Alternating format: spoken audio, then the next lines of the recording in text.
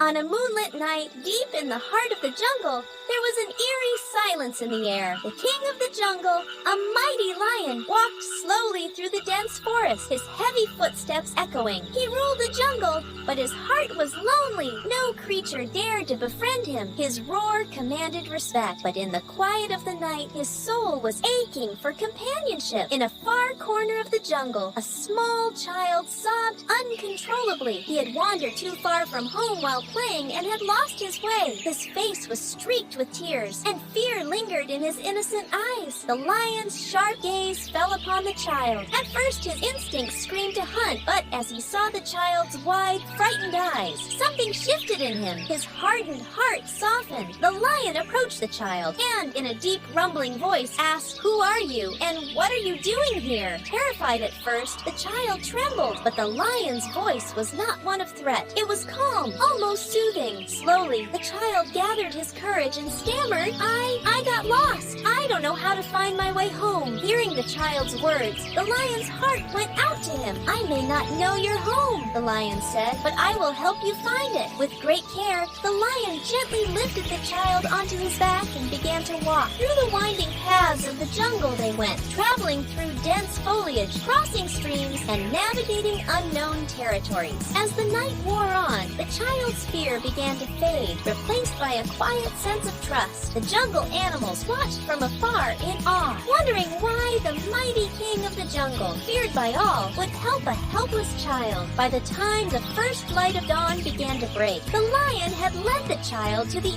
edge of the jungle. In the distance, the child could see his home. He slid off the lion's back, his face shining with gratitude. "Thank you, my friend," he exclaimed through tears of joy. The lion, his heart now warmed by the bond they had formed, let out a low, soft growl. In friendship, there is no need for thanks. The child wanted to hug the lion, but instead he smiled up at him and said, "Goodbye, friend. I'll never forget you." With a final glance, the lion turned and disappeared into the depths of the jungle. But this time, his heart was no longer alone. He had found a friend, and that friendship would live on in his heart forever. Love and compassion are universal bonds that can connect all living beings, no matter how different they may.